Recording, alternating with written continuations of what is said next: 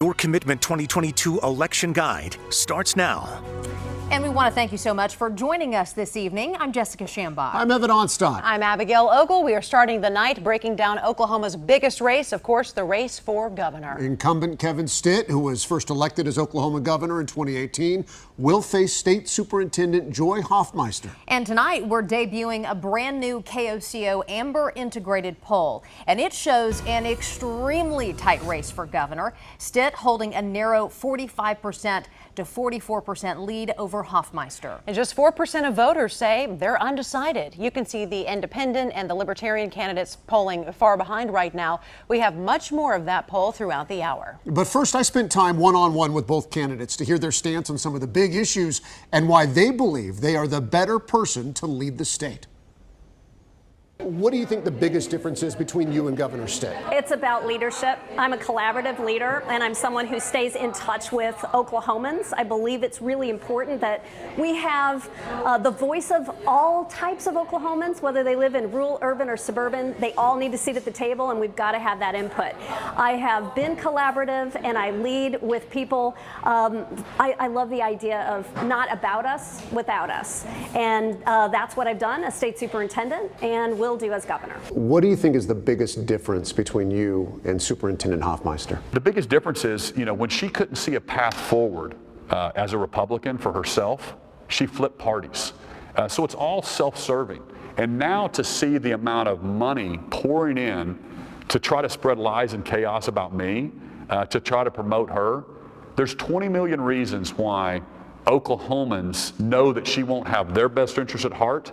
She's always going to be thinking about the special interest groups that got her in and paid for her campaign. When you go around the state, I'm sure you talk to people who ask why you change parties and stuff like that. I mean, I'm sure they have questions. What do you tell them? Because I tell them that Governor Stitt has hijacked the Republican Party. What do you mean by that, hijack? He is the titular head of the Republican Party and refused to call out the Republican extremism. Instead, he has embraced some extreme party politics that are really not uniting Oklahomans. And I'll give you an example.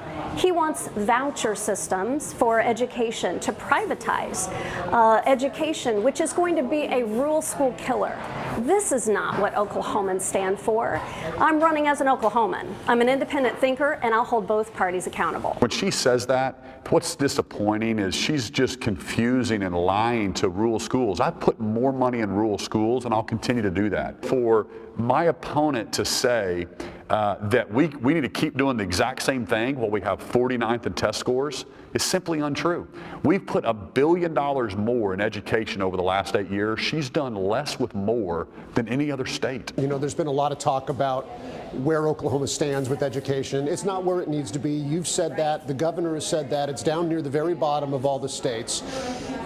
You point to the governor and his leadership for that, and he kind of puts the mirror up and points it right back at you because you, of course, have been state superintendent for longer than he's been governor. So why should you not take the blame when it comes to Oklahoma's standing? We are absolutely committed to seeing Oklahoma education advance, but we've got to have a governor who gets the connection between education outcomes, how schools can thrive and meet the needs of students, and this governor doesn't have that understanding. That is why I'm stepping up to run. It's very frustrating when you have a governor who is dismantling education for rural Oklahoma students. The 5 tribes, they came together, they publicly threw their support behind the superintendent. Clearly, the relationship that you have with the tribes, it's either broken or it's very, very damaged right now.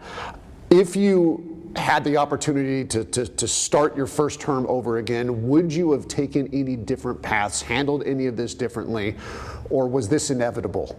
Well, first off, I'm a member of the Cherokee Nation. I know. I think I represent a lot of my friends. My friends are Oklahomans. We're Oklahomans first. So 5 people, 5 big bosses endorsed my opponent.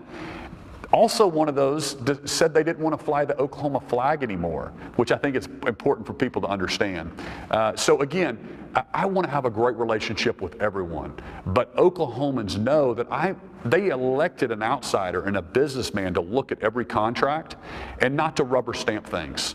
It'd be much easier for me to rubber stamp agreements and contracts, but I will never do that because I represent all 4 million Oklahomans and what's best for the next generation. And so I want everybody to be successful, including the tribes, but not at the expense of this industry or the betterment of Oklahoma. He is burning bridges that he needed to be able to walk back over. And unfortunately, they've been at the table ready to work together and solve very, very complex and needed solutions and problems. And the governor has been absent, dug in, and unwilling to do anything but fight.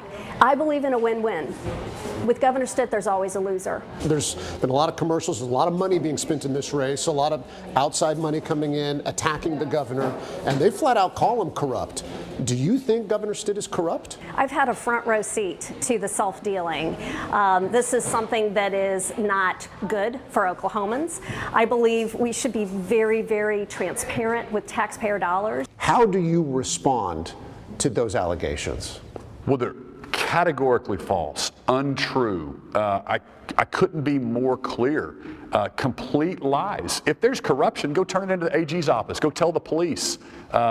There's not one thing about us that is not being transparent and trying to protect the taxpayer dollars. The polls in this race have been closer than I think a lot of people were expecting.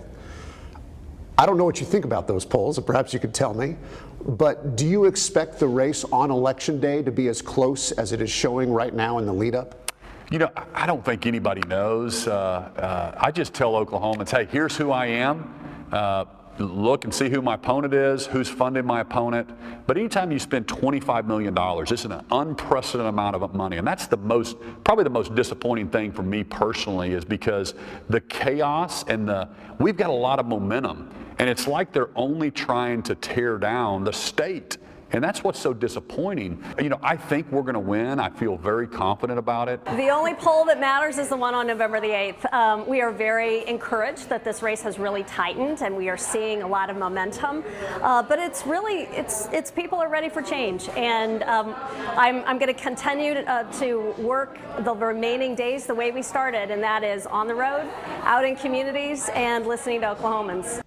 I'd like to thank the candidates for their time. We definitely appreciate that. More from them here in just a little bit. But we want to dig deeper into that exclusive KOCO5 Amber integrated poll. Again, this race is within the margin of error. And we bring in pollster Jackson Lyle of Amber Integrated to help us do this. Jackson, we really appreciate your time and your insight. Starting with this, you found the biggest difference between these two candidates when it comes to polling and how people will vote is how men will vote versus women. What are you saying? Yeah, so in this race, when we break it down by gender, Governor Stitt has a 9-point lead with men, and Joy Hoffmeister has a 7-point lead with women. Overall, when we're looking at this race, Governor Stitt leading by 1 point. Seems like he's got a slight bit of momentum going into Tuesday. And you know, it's interesting because we went back to that first poll that we did with you guys back in September, and we did find a few differences. For example, the race in rural Oklahoma, outside Tulsa, outside Oklahoma City, that has changed because Governor Stitt had a huge lead a couple months ago. And it has shrunk, hasn't it? Yeah, it has.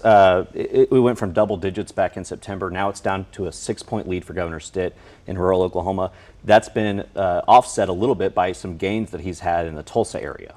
Interesting. Okay. And now I know it's worth noting this race, it does have other candidates in it. As we pointed out, it does not require 50% of the votes to win. So whoever gets the most votes on Election Day is going to be our next governor, even if they are only at, as we're seeing today, 45 or 44%. Really a toss-up right now between those two. Jackson, we'll have you back throughout the night to get to more of these poll numbers, not just the governor's race that we're talking about. A lot of interesting information just in. We'll have you back in just a moment. Jess? Yeah, you guys, outside of the governor, this is one of the most talked about races in Oklahoma. Who will be the next state superintendent of public instruction?